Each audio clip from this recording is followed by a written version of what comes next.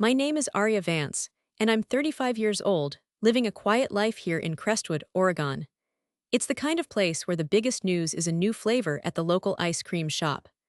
My days are filled with pottery classes, hiking through the tall pines, and the steady, comforting rhythm of a life I built myself.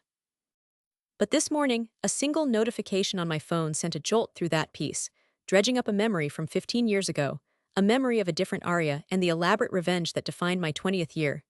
It was a friend request. From him. The audacity, even after all this time, was almost impressive. Seeing his name, Leo, was like finding an old, dusty key to a locked room in my mind. A room I hadn't visited in a very long time. Back then, my life was split between two worlds.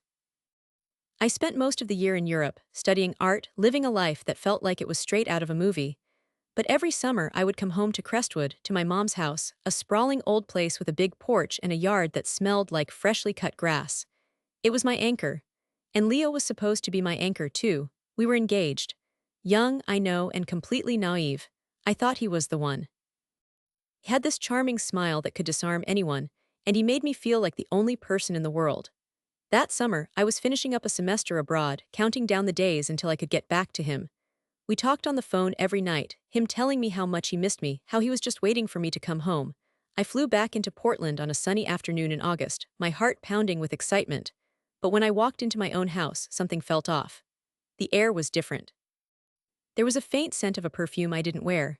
I found a single, long blonde hair on my pillow. When I asked him about it, he just laughed it off. He said my mom must have had a friend over. But Leo was a terrible liar. His eyes would shift just a little to the left. I started asking around our friend group, and the story came tumbling out, piece by painful piece. While I was away, Leo had been seeing someone else. Not just seeing her, but bringing her into my home, sleeping in my bed, telling her the house belonged to his aunt who was traveling. He had used my sanctuary, the one place I felt completely safe, as the stage for his betrayal. When I confronted him, the charming facade crumbled. He cried. He begged.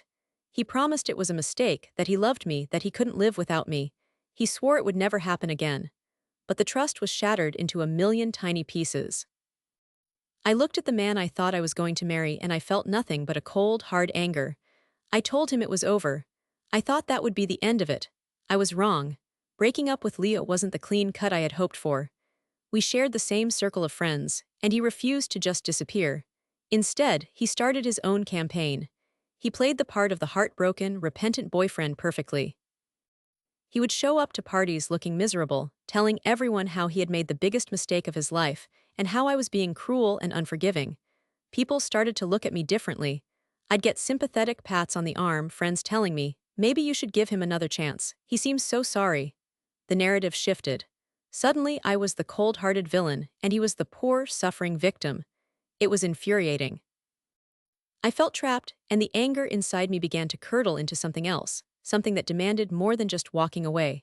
The lowest point came a few weeks later, at a friend's bonfire. I saw him across the fire, holding a beer, laughing with a group of people. He caught my eye and gave me this sad, pathetic little smile, as if we were sharing some secret tragedy. Then I overheard one of our friends whisper to her boyfriend, "She's being so dramatic." It was just a summer fling. Just a summer fling, in my house, in my bed, while we were engaged. I felt so powerless, so completely humiliated.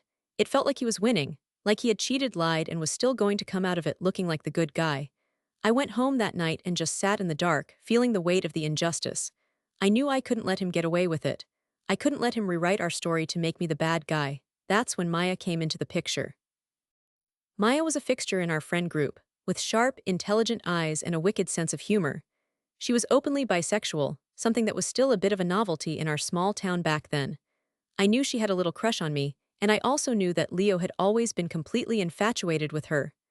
A few days after the bonfire, she called me, asking to meet for coffee. She had seen how miserable I was. She told me she never bought Leo's sad puppy act for a second.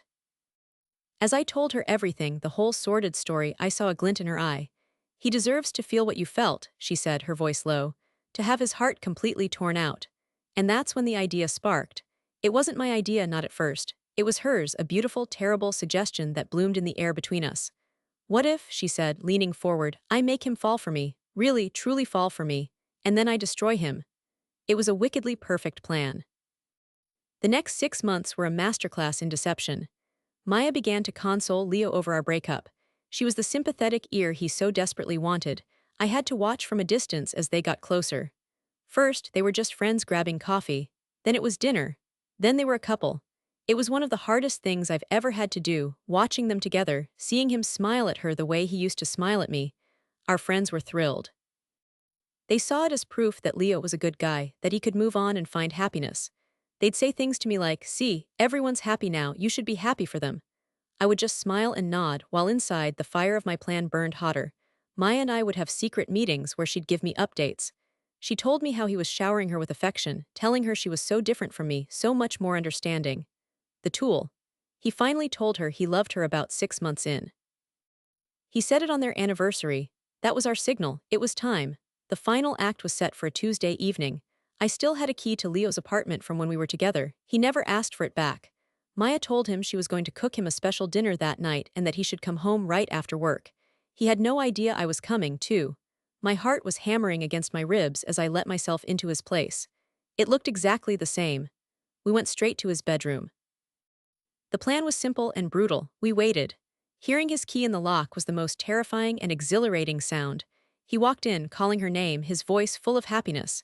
He was probably holding flowers or some stupid gift.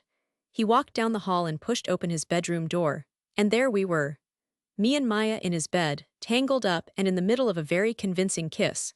The color drained from his face. For a second he just stood there, completely silent, his brain trying to process what he was seeing. Then came the explosion. He started screaming, not just yelling but screaming. It was a torrent of nonsense, of accusations that made no sense. He screamed that I had deceived him, that I had tricked him, that I had set him up. I just laid there, propped up on one elbow, and I started to laugh. I could not help it. The pure, undiluted irony was just too much. Me, deceive you. I said, my voice dripping with scorn. You cheated on me all summer while we were engaged in my own house. He turned his rage on Maya, his face twisted and red. And you, I thought you loved me. Maya slowly sat up, looking at him with utter disdain. She delivered her final line with cold precision. I was never into you, she said, her voice flat.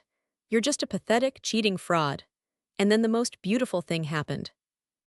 His anger collapsed like a building in an earthquake, and he started to cry. Not just a few tears. He slumped against the doorframe and sobbed, big, ugly, gulping sobs. The sight of him so completely broken was the most satisfying thing I had ever seen. We got up, got dressed, and walked out, leaving him crying in his doorway. After that night, Leo became a ghost. He dropped out of our friend circle completely. No one ever really knew the full story, but they knew enough to see him for what he was. He moved away a year later. Maya and I remained close friends for years, bonded by our shared secret. The revenge didn't magically heal the hurt of his betrayal, but it gave me my power back. It closed that chapter of my life on my terms. And now, 15 years later, here in my quiet life in Crestwood, his name pops up on my screen. Leo wants to be my friend. A part of me is amazed by the sheer nerve. Does he think enough time has passed? Does he think I've forgot? I looked at his profile picture. He's older, a little heavier, with thinning hair. He's smiling next to a woman who is probably his wife. For a fleeting moment I felt a flicker of pity, but it passed. He made his bed all those years ago, and I just made sure he had to lie in it. I moved my cursor over his request, a small smile playing on my lips. I didn't feel anger anymore or sadness. I just felt a quiet sense of victory. Then I clicked delete and went back to my pottery. Some things are better left buried in the past.